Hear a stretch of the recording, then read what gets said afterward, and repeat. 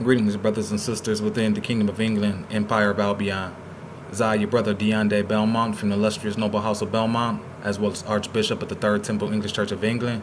And like we say here, it's a beautiful time to be alive. I'd like to give honors to the Creator, our God, our King of Peace, King Clifford Jefferson from the Royal House of Plantagenet, our Queen Lisa Jordan from the Royal House of Godwinson, to the heirs, to the members, to the trustees, to the loyal subjects, to the unconscious brothers and sisters within the world as a whole who don't know who they are. And like we want to bring you this information to those of you who clearly have no idea where you at and what day and time it is on the planet Earth that is actually anciently known as planet Albion.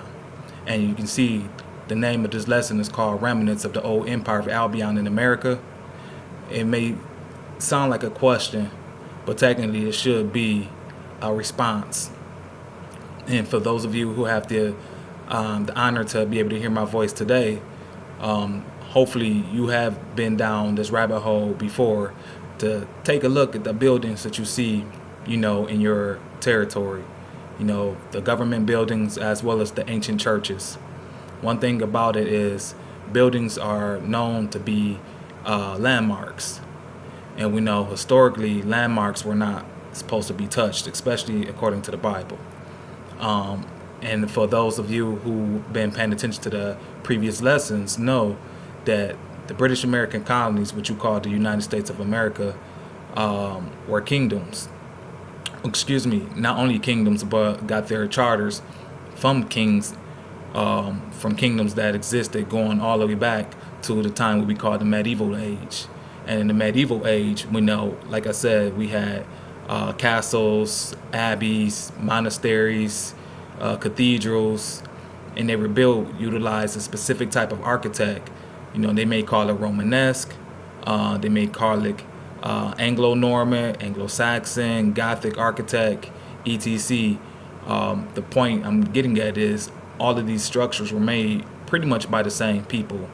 No matter what you may have called them in these territories, historically they were the same people, and we know they had to been the same people because these buildings can be traced all over the whole world, ranging from North America, Europe, Africa, Asia, as well as in Australia, so this is in South America. But most important is the ones here in America that seem to get overlooked.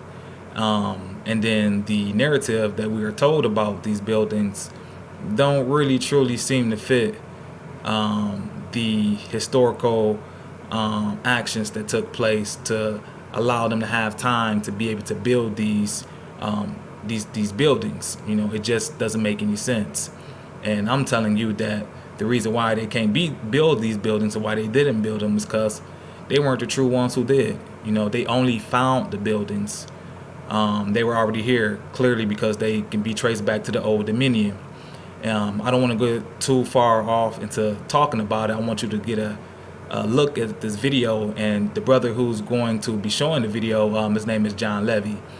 Before we go down, watch the video first, I'd like to go ahead and once again, I have to give honors to our church, the Third Temple English Church of England, that is headed once again by our Cristo for this day and age to heal the memory and the conscience of the long-lost English heirs and the descendants of Great Britain, anciently known as Albion, and also too that would include Ireland, which was known as Iberia or Hiberia, or Erin is another name, but altogether the planet was known as planet Albion or the land of the elves.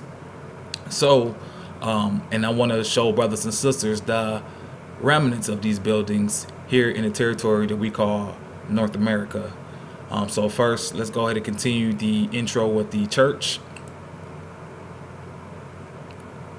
Once again, our Cristo back then was King Edgar the Peaceful, and King Edgar the Peaceful has been reincarnated today in our Cristo, now known as King Clifford Jefferson from the Royal House of Plantagenet. So this is the divine work, brothers and sisters, meant for those long-lost English heirs and descendants from the Kingdom of England, Empire of Albion. I want to say again, we as English heirs are ordained by blood to bring the truth to the world that's been living in darkness as we come forth with the new law. Excuse me, not new law, this is the ancient law. Come forth with the law and history of our foremothers, instituted since time immemorial, written in the English Magna Carta 1215 and codified in the Statute of Westminster 1275. Our Great Charter, I'd like to read a clause 1. In the first place, we have granted to God, and by this our present charter confirmed for us and our heirs forever, that the English Church shall be free and shall have her rights entire and her liberties inviolate, and we will that it be thus observed, which is apparent from this, that the freedom of elections, which is reckoned most important and very essential to the English Church, we of pure unconstrained will did grant and did by our charter confirm and did obtain the ratification of the same from our Lord Pope Innocent III before the quarrel arose between us and our barons. And this we will observe, and our will is that it be observed in good faith by our heirs forever. We have also granted to all free men of our kingdom for us and our heirs forever all the underwritten liberties to be had and held by them and their heirs of us and our heirs forever. And that's the English Magna Carta. And then for those who want to know about the church, the Temple Church, it is a royal peculiar, and it was created during the reign of our forebear, King John I, from the Royal House of Plantagenet. And then as you can see from the Religion Act of 1580, because us English heirs, we are part of the English Church, and the king being the supreme head of the church, even though this said in the Religion Act of 1580, it was telling you that the act made a high treason to persuade English subjects to withdraw their allegiance to the Queen or from the Church of England to Rome, or to promise obedience to foreign authority. All right, so once again, us English heirs, our allegiance is to the Kingdom of England as well to the English King, and not to any other foreign authority, and that's forever. All right, and then for those of you who want to take a look at the rest of the website, please take a look at it. It's the thirdtempleenglishchurch.com. All right. And so let's go ahead and get to this lesson.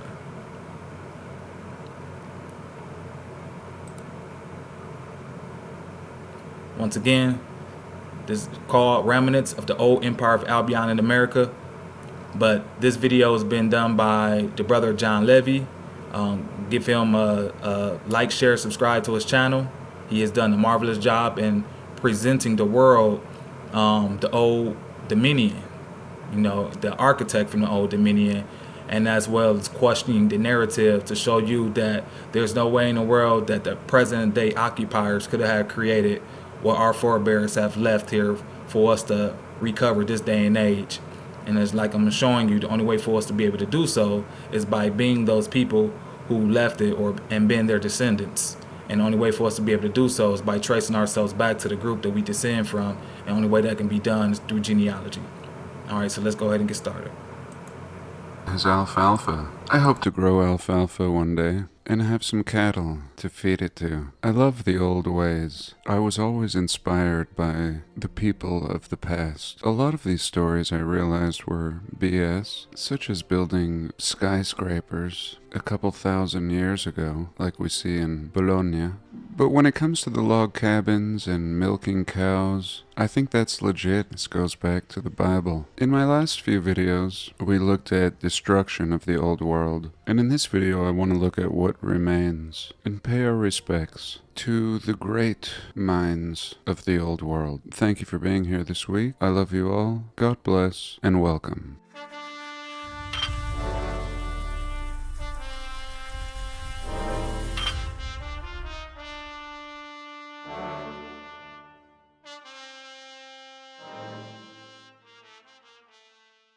So everybody loves the old world, even if they don't know what we know. What do we know? We know that it was impossible to build everything that we see beyond 200 years with absolute certainty, with the means that were supposedly available to the people in this time period. There was no mass communication, no mass shipping, and for a long time I wanted to prove this, and I believe that this has been accomplished in my last book, published with David.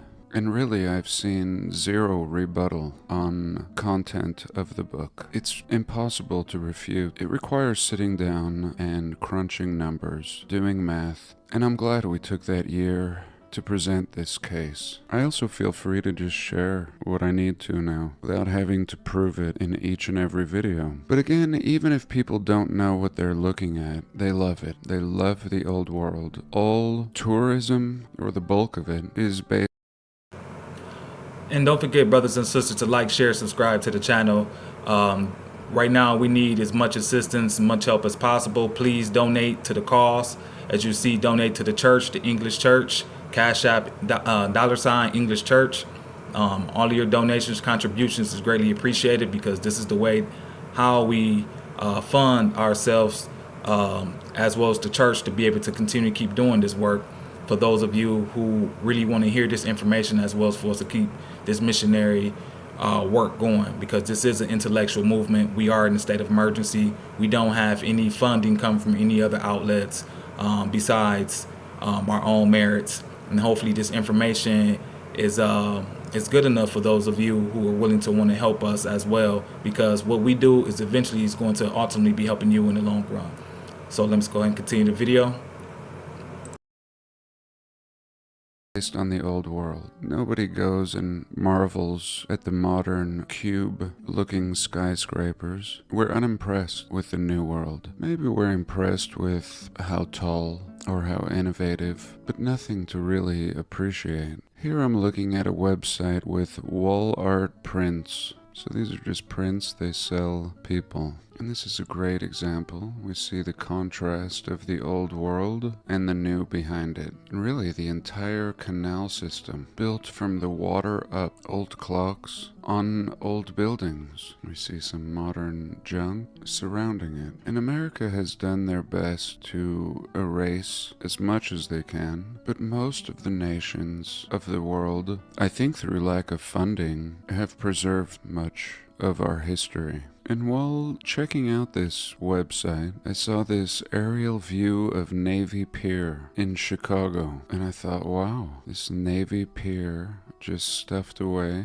on an island in the water. And this is one of my favorite topics, the artificial land. Sometimes you get history on the buildings and it's very poor, but what about the land? We see the Statue of Liberty on an artificial island like this, and we get very little explanations on how people in this early time period are making land. Actually, we get pretty much zero explanation for this. I always talk about how hard it is to build a road on land, on dirt or mud. So much gravel and materials brought in on heavy trucks. And this, in my opinion, is impossible. I mean, think about how many trucks of material, dump trucks, you're gonna need to make an island like this. Millions, maybe 100 years. Years ago, I looked at this mystery a lot more. I found myself up on the northern coast of Alaska, sometimes in Russia, sometimes in the middle of nowhere, in the middle of the Pacific. Artificial square. Now, as you can see, brothers and sisters, that based off of the narrative that we've been presented, and as you can watch the video as they're doing the construction work, there's no way in the world, especially during the time that they say that these buildings were created, they didn't have the manpower. Not only the manpower, they didn't have the skills, they didn't have the resources, nor did they have the money. So how did you create this in the time that you said that it was so-called created, during the time when you were in a position of famine, war, and hardship? How did you have enough of information and wherewithal to so-called have slaves build this, and no slave or no one left any records of slaves building this stuff? Why? That's the question that many of you who are watching this and look at these buildings in your territories need to start asking yourself, because you have been fed a lie, a doctored up lie, to the point that you don't ask the questions and don't realize that actually you're the true inheritors of it. These are your predecessors created it, but you need to know who they are. Because unfortunately, folks today are constantly keep trying to say these are Tartarian buildings, but they're not Tartarian buildings. And I'm not saying to Tartaria don't exist, because it does, especially over in that territory that we call Northern Asia, and it did at a time, and it had a great impact. But to try to label all of these buildings without actually giving the true creators, aka the descendants of the stone masons, who can be traced back to the Stone Age, not giving them the true honor and respect as them being the inheritors of this stuff, is doing us a disservice. But I don't want to ruin the video for you. You know, many of you are going to start coming to that conclusion as time goes on. Let's go ahead and continue. Square and sometimes star-shaped land. And this is a smoking... I mean, they don't even want us to think about the buildings. Certainly there's no explanation for this land. So let's look at this land. Here she is. Again, the difficulty of building a road. What can we say about this? Even today. And this isn't just like Dubai. I know some people might say, oh, they do things like this. They have big boats that dump sand and make palm tree islands. And that's fine, but those are made out of sand. Those will wash away in the next cataclysm. Whereas all of this has survived. And it's not made of sand. It's made of giant blocks, old concrete, steel, and wood. Everything has been erased on this one. Now they've turned it into utilities. Sometimes mining, sometimes just abandoned, scraped clean, and abandoned. So here we have some kind of monument on this side, of course, a park, and we see massive repurposement with this whole area. We'll get into that in a minute. I just want to give you an overview. So here it looks like they've left this old structure, made it into a parking lot, removed what was on top, and these are actually giant buildings that have been turned into a water purification plant. Over here we have this beautiful old world structure. We'll get into this history. And if you notice on my new app, if you toggle only star forts up in the top left corner of the menu, you'll notice that it lumps all historical forts into this category. Some star-shaped, but some artificial coastlines or built structures now in ruins. And I've looked at the history already, a little. We'll get into it now. But this was an old fort before all of this. So the Navy Pier encompasses 50 acres of shops, restaurants, theaters, family attractions, parks, gardens, exhibition facilities, and is one of the top destinations in the Midwestern United States, drawing over 9 million visitors per year. So we essentially have a modern fair going on here. It's safe to say, family attractions, parks, theaters. So as you can see, once again, this is the Navy Pier. And during this time, especially, you know, after the change of powers, the government buildings as well as the military forts were the main ones that was infiltrated or taken over. And then eventually it was the churches and then also the universities. But as you're going to see, once again, that these buildings have been here. There were no way in the world they could have constructed this, especially utilizing modern day tools. We just don't have we just didn't have the capabilities during the so-called horse and buggy days to create this stuff. Clearly, we know they didn't do it. All right, so we can come to the understanding that this territory, which we know as United States of America, is pretty much a new. Their enterprise is all new based off of what was here old. You know, so a lot of these buildings, once again, that you see were already here. Let's continue. 9 million tourists annually. A modern fair, permanent. What was it before? History. Navy Pier opened to the public in 1916, originally known as the Municipal Pier. It was built by this man, Charles Frost, with a design based on the 1909 Plan of Chicago by Daniel Burnham. This man was responsible, we are told, for hundreds of architectural wonders, including many at the World's Fair. Its original purpose, okay, getting back to the point, was to dock freighters, passenger ships, outdoor recreation, here we go, just couldn't think of what else to do with it, and expositions and pageants were also held there. Stupid. In 1918, the pier was used as a jail, of course, for draft dodgers. This is really funny. And in 1927, the pier was renamed to Navy Pier to honor naval veterans who served. So there we go. In 1918, they're putting people that don't volunteer to die in here as a jail. And in 1927, they turned it into a memorial to celebrate those that did serve and died, of course. Still unsure of what to do with this. In 1941, pier becomes a training center. The pier had a theater, a gym, the same things we have today. Barber shop, soda fountains, kitchen.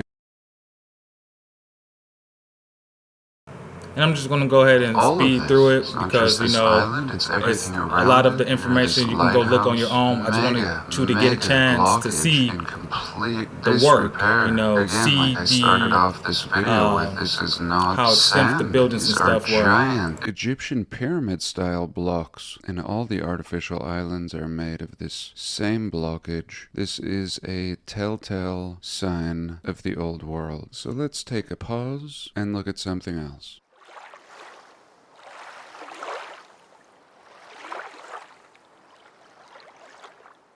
Next, we're going to look at Teaneck High School. This was recently shared with me in a comment after making my video on abandoned Atlantic City. So this high school is also in New Jersey, Bergen County. And I'd like to focus on this high school because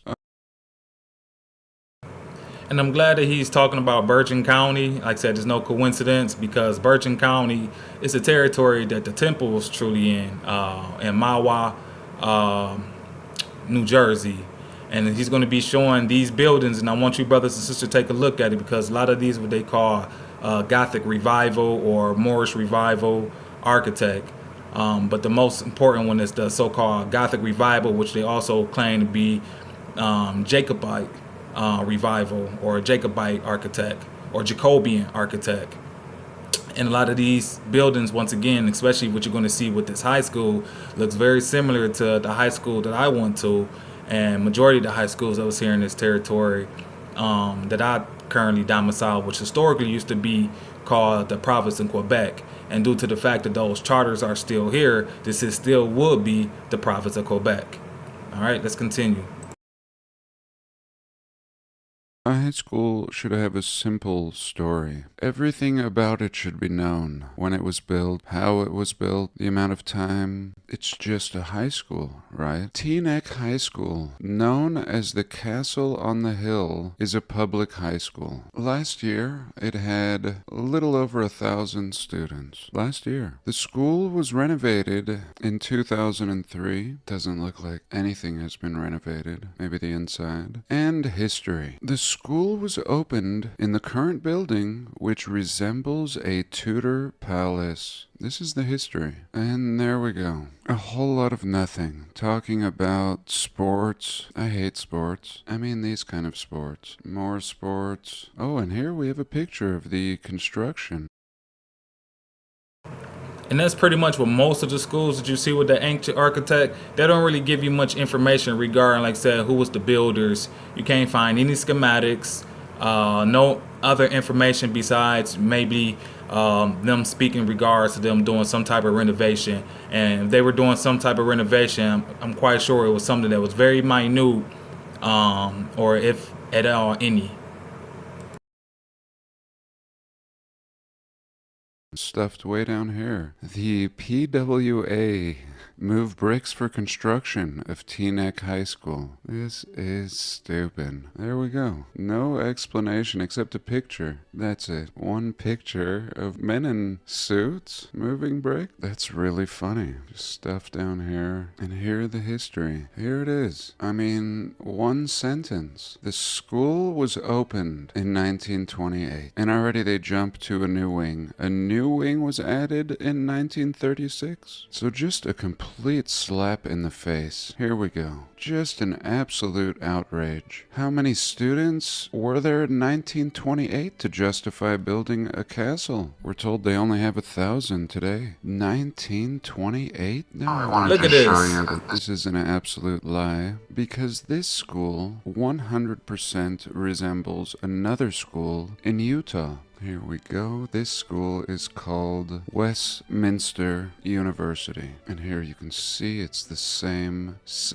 castle style. Shockingly similar. Let's go back to Teaneck here. Teaneck, Westminster in Utah. Teaneck, Westminster. And let's see if Westminster has a better story. Westminster was founded in 1875. It offered its first college classes in 1897, and no history on the building at all, or the construction. It also was a high school, and they ceased offering high school classes in 1945, and it's located on 27 acres. There we go. Equally producing very little history, and I think that Capitol buildings are usually a Greco-Roman style, and high schools and universities were designated as such and were previously castles. Here the early Mormons building almost the exact same cookie-cutter building as a high school in New Jersey in the same time period. This is not just ordinary brick either. This is exceptional. I hope that's obvious. This intricate pattern is seldom seen today. So let's look at one more little thing.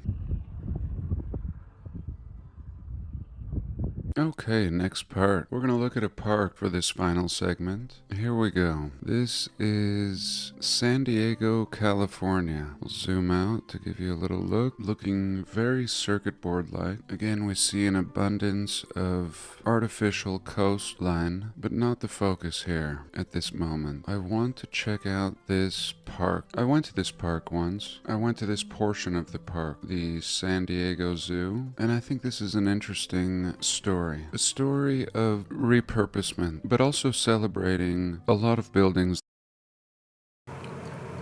On my travels, I had the opportunity to visit Balboa Park in San Diego, and I would say that work is exceptional. Like, I've never seen that type of architect, up close, besides, here in my territory, but not as exquisite as, the San Diego or Balboa Park, So for those of you who like to, travel, I highly recommend you to visit these places, take a look at it, at these buildings, because you're not going to find any architect on a grand scale like this anywhere else in the world, especially if you start traveling.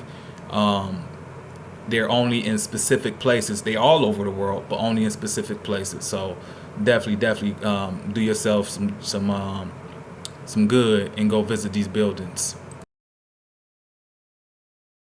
that remain. Balboa Park consists of 1,200 acres, placed in reserve in 1835. The park site is one of the oldest in the United States, dedicated to public recreational use. Oh, that's great. The oldest park in America. Have you ever heard of it? Probably not, unless you're in this community. Of course, I've talked about it in the past, but most people have never heard of anything Balboa except Rocky, the boxer. I've discussed how they take the names of things we should know and turn them into movies, ensuring that if you did a search for Balboa, you're going to get flooded with movie results. And a man named Sylvester, perhaps the last man ever named Sylvester. So one of the oldest parks, similar to how we started off the video, the park hosted various museums, theaters, restaurants, and a zoo. Balboa Park hosted the Panama California Expo and the California Pacific International Expo. So if you don't know, another name for a World's Fair. So here we go. The oldest park in the nation. I mean, it's already a park. Very little explanations given. Very little shits given about what we might think to these historical historical narratives. Today it's a national historic landmark. So we have all these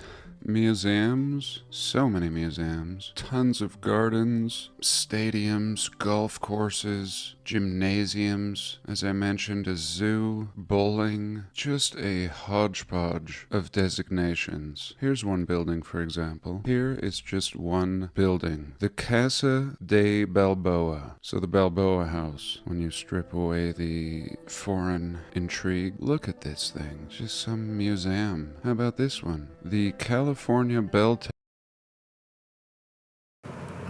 Like, pictures don't describe the magnitude of how impeccable this work is, brothers and sisters. Like, you really have to go and see it to truly appreciate it. And as this video been called Remnants of the Old Empire of Albion in America, you can understand the reason why we want to bring the kingdoms back, because during the kingdom's time we lived in these palaces, we lived in these castles and cathedrals, and us being heirs, we have been disenfranchised, our home been usurped, and we've been, as you can see, alienated from our estate. And the architect, aka the landmarks, are still here to provide a narrative to clearly, truly show you that those who are so-called here now are nothing more than mere occupiers of war, because of us being the descendants of prisoners of war from the old dominion, because we don't hear anything about them so-called destroying any of these buildings and things in the so-called history books. But clearly they had to exist here, because those folks who's in these kingdoms and territories that we're talking about lived in them. As you can go across on the other side of the Atlantic, which we call overseas possessions, or the extended part of the empire, those buildings are still over there. They were the ones over there, and we know that they came over here and the so-called colonial story colonized, but the buildings were here as well. So that must mean that this was an overseas empire or extension of what was going on over there, over here. And the only way for you to know that is based off of paying attention to the landmarks, to see and get a proper understanding by utilizing your common sense to clearly see or know that those who so-called said they built these today couldn't have done that, because they existed over there in that territory, and you clearly weren't those peoples based off of the proof and the results that we have been showing with these lessons here lately. Let's continue, and then that way we can move on to the rest of this lesson, because I don't want to be too long. I try to keep these lessons short. Tower and museum, again a museum. I mean, these things, come on. The beginning, no real purpose. So here what we're seeing is essentially a preserved World's Fair. That's all. I think the controllers may have lost control at some point. In my last video, we discussed the demolition of buildings and how citizens would often rally to save them. And that's what I mean when I say losing control. And no doubt we have more power than we think, especially when we come together and peacefully voice our opinions. So here we go, just a little taste of this park already. They're telling us these buildings are museums and theaters and such. But here's what I was looking for. History. Prior to the establishment of the park, the area was home to the Kumeyaay. Kumeyaay, a native tribe. Its existence survived the 1852 effort to remove the Kumeyaay. The village was kept active under Jose Polton, who transformed the village, so now we're calling it a village, into an urban Native American neighborhood. So forget about the teepees, these people lived here. The neighborhood lasted into the 1890s until they finally kicked the remaining natives out of the park. So that's it, we had natives living here, 1852 to 1890. So we have a history of a people here. Now I don't think that native people build like this, no. But I do think a people will occupy whatever they can, and we're seeing that today. We see it in less. We haven't heard of any so-called Native America or American Indian tribes or people ever building these buildings, cathedrals, castles, abbeys. No proof in the history books or any of them even today on the reservations have ever shown that they possess these skills to still create these world wonders, you know. And if they did, then they'll still be doing so today, or at least talking about it. But you don't hear it, so clearly they couldn't have been the ones who actually had who made them. So that's something else that you need to keep your mind open about. But I'm letting you know, putting it down this claim that the descendants of the the stone builders, aka the stone mason builders, who can be traced all the way back to the Stone Age, they're the ones that built these buildings, you know, and we are their children. Established nations where there's no system of ownership yet, but there are existing cities and people just take over. I showed an example of this in Eritrea, an African nation, recently. So anyway, we have these native people living here, and then they get kicked out. In 1835, authorities set aside 1,400 acres of Pueblo land in San Diego to be used for the public's recreational purposes. This land included present-day Balboa Park, again making it one of the oldest